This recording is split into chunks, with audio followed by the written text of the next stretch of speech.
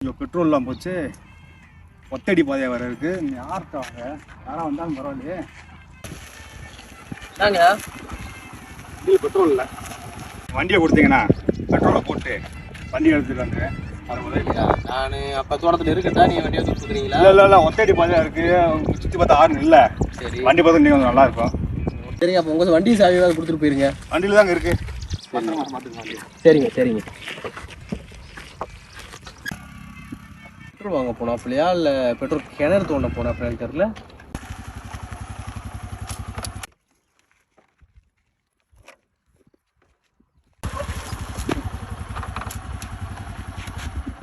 வண்டி அடைக்குது, பெட்ரோல் இல்லையா?